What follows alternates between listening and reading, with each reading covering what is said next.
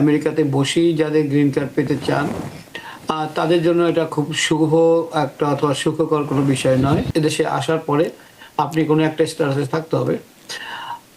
এখন এই যে এতদিন ধরে চলছে, এখন হঠাৎ করে এই সিদ্ধান্তের ফলে কি হচ্ছে? যারা কিনা অ্যাপ্লিকেশন করছেন, এটা এখনো খুব ক্লিয়ার না যে এটা কবে থেকে তারা কার্যকরী করবেন, অর্থাৎ যাদের অ্যাপ্লিকেশন পেন্ডিং আছে তাদের উপর করা হবে কিনা অথবা যারা নতুন করে করবেন। কিন্তু এক কথায় বলা হচ্ছে যাদের কিনা এই দেশে এসে আপনারা গ্রিন কার্ড চান, তাদেরকে প্রথমত নিরুৎসাহিত করা হচ্ছে যে না, কারণ হলো যারা অ্যাপ্লিকেশন করছেন সাধারণভাবে নিয়ম হলো আমেরিকার বাইরে থেকে আপনি অ্যাপ্লিকেশন করবেন, কনসুলার প্রসেসিং এর মাধ্যমে আমেরিকাতে আসবেন। আপনার থেকে শুরুতে একটু জানতে চাই, এই যে দাদা মেমোরান্ডামটা প্রকাশ হলো, আসলে এই মেমোরান্ডামটাতে কি আছে? এটা আসলে কি কি বার্তা দিতে চায়? ধন্যবাদ। অবশ্যই আমরা জানি, এটা আইন না জানলেও আমরা বুঝতে পারি যে যে নতুন করে যে প্রজ্ঞাপন বা পলিসি ম্যানুয়াল পলিসি যেটা প্রকাশ করেছে ইউএসসিএস গত 21শে মে, এটা অবশ্যই যারা কিনা অ্যাডজাস্টমেন্ট স্ট্যাটাস করতে চান, যারা মানে আমেরিকাতে বসেই যাদের গ্রিন কার্ড পেতে চান, তাদের জন্য এটা খুব শুভ একটা অথবা সুখকর কোনো বিষয় নয়। তবে একটু আগেই বলছিলেন যে হাজার হাজার না, লক্ষ লক্ষ লোকের এই সমস্যা হতে পারে। তো আইনের কিন্তু কোনো চেঞ্জ হয়নি, আইনের কোনো চেঞ্জ হচ্ছে না, কিন্তু আইনের ব্যাখ্যাটাকে অথবা আইনের যে এতদিন যে চলছিল, যেভাবে চলছিল, যেভাবে নেওয়া হচ্ছিল, যেভাবে ব্যাখ্যা হচ্ছিল, যেভাবে কিনা এটাকে এক ধরনের প্রথায় পরিণত হয়েছিল, সেটাকে ভেঙে দেওয়া হচ্ছে এবং তার মাধ্যমে একটা প্রচলিত যে পদ্ধতি যেটা এতদিন ধরে চলছিল তার উপর ভিত্তি করে মানুষ সিদ্ধান্ত নিয়ে থাকে।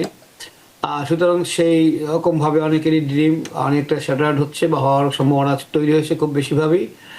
সেটা হলো যে এই যে লটা বলা হচ্ছে যে এদেশে বসে স্ট্যাটাস চেঞ্জ করা, যেটাকে অ্যাডজাস্টমেন্ট স্ট্যাটাস বলি, অর্থাৎ আপনি যদি কোনো একটা স্ট্যাটাসে থাকেন এবং সেই স্ট্যাটাস থেকে ইমিগ্রান্ট স্ট্যাটাসে অর্থাৎ গ্রিন কার্ডের জন্য যেতে চান, তাকে বলে অ্যাডজাস্টমেন্ট অফ স্ট্যাটাস। তার মানে যাচ্ছে এদেশে আসার পরে আপনি কোনো একটা স্ট্যাটাসে থাকতে হবে।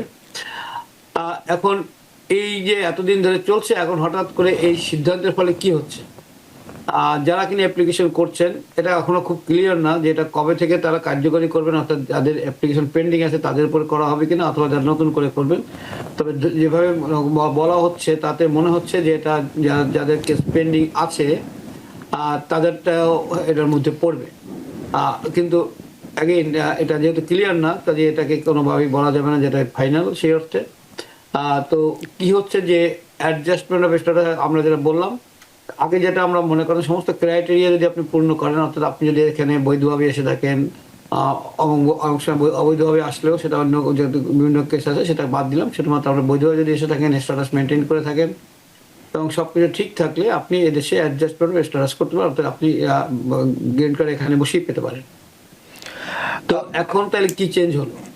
যে চেঞ্জটা হচ্ছে সেটা হলো যে আপনি সমস্ত ক্রাইটেরিয়া যদি আপনি পূর্ণ করেনও, তখনও আপনাকে এখন দেখাতে হবে যে কেন আপনাকে অ্যাডজাস্টমেন্ট অফ স্ট্যাটাস করতে দেওয়া হবে। অর্থাৎ তারা বলছেন, যেটা ইউএসসিএস যেটা বলছে সেটা হলো যে এই অ্যাডজাস্টমেন্ট অফ স্ট্যাটাসটাকে যে দেওয়া হচ্ছে সেটা অ্যাডমিনিস্ট্রেটিভ গ্রেস, এটা ডিসক্রিশনারি। অ্যাডমিনিস্ট্রেটিভ গ্রেস আর ডিসক্রিশনারি মানে হলো যেটা আমরা মানে একটা শুভ ইচ্ছা প্রতিফলন, অর্থাৎ আমাদের ইচ্ছাকৃত, এটা ইচ্ছাধীন বিষয়। ইচ্ছা করলে এটা অ্যাজ অফ রাইট না, অর্থাৎ আপনি অ্যাপ্লিকেশন করেছেন, আপনি সমস্ত ক্রাইটেরিয়া ফুলফিল করেছেন, সুতরাং আপনাকে গ্রিন কার্ড দিতে বাধ্য সরকার বা ইউএসএ। সেটাকে তারা বলছে আমরা বাধ্য না।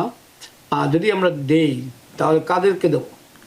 তখন বলা হচ্ছে যে যারা কারা এটা পাওয়ার যোগ্য হতে পারে, তখন তাদের জন্য অনেকগুলো ক্রাইটেরিয়া, যেমন আপনার কোনো ক্রিমিনাল হিস্ট্রি থাকতে পারবে না। আপনাকে কেন দেওয়া হবে? আপনাকে দিলে আমেরিকার বেনিফিটটা কোথায়? অর্থাৎ it should be in the benefit of the USA. তো এই benefit of the USA is very vague term, very broad term. কিভাবে এটাকে দেওয়া হবে, কিভাবে এটাকে ব্যাখ্যা করা হবে, সেটা কিন্তু এখনো এর মধ্যে ক্লিয়ার না। সুতরাং আপনার ক্রাইটেরিয়া কতগুলো তারা নির্ধারণ করেছেন, যে আপনি এই দেশে কতদিন ছিলেন বা আপনার এই আমেরিকার কি সুবিধা হবে, আপনার মোরাল ক্যারেক্টার কিরকম, আপনি এই দেশে কখনো মিথ্যা কথা বলেছেন কিনা ইউএসসিএস অথবা কনসুলার পোস্টে যখন আপনি অ্যাপ্লিকেশন করেছিলেন সেখানে কোনো অসঙ্গতি আছে কিনা। এবং আমরা অনেকেই জানি যে এখন সোশ্যাল মিডিয়াতেও আপনার কি অপিনিয়ন আছে সেগুলোকে যেমন ধরা হচ্ছে, সুতরাং ইটস লাইক ভেরি ব্রড এবং ভেরি ভেগ। তো সেইগুলোর ভিত্তিতে তো আপনাকে ডিসিশন নেওয়া হবে যে আপনাকে এই দেশে বসে গ্রিন কার্ড পাওয়ার সুবিধা দেওয়া যাবে কি না। কিন্তু এক কথায় বলা হচ্ছে যাদের কিনা এই দেশে এসে আপনারা গ্রিন কার্ড চান তাদেরকে প্রথমত নিরুৎসাহিত করা হচ্ছে যে না, কারণ হলো যারা অ্যাপ্লিকেশন করছেন সাধারণভাবে নিয়ম হলো আমেরিকার বাইরে থেকে আপনি অ্যাপ্লিকেশন করবেন, কনসুলার প্রসেসিংয়ের মাধ্যমে আমেরিকাতে আসবেন, এটা হলো সাধারণ নিয়ম।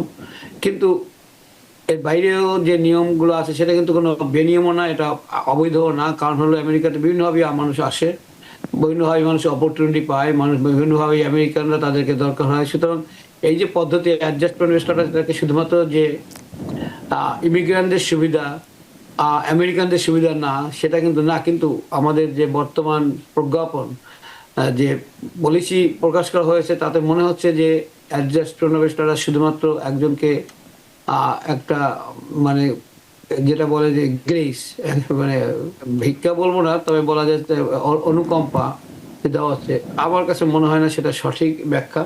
কারণ হলো এটা যখনই কোনো অ্যাডজাস্টমেন্ট স্ট্যাটাস হয়, আমেরিকার বেনিফিট হয় না, আমেরিকার জন্য ক্ষতি হয় এমনভাবে তার দেওয়া হয় না কোনো কিছু। আইন তো তেমন তৈরি করা, কোনো আইনই তৈরি করা হয়নি যেটা আমেরিকার ক্ষতি হোক।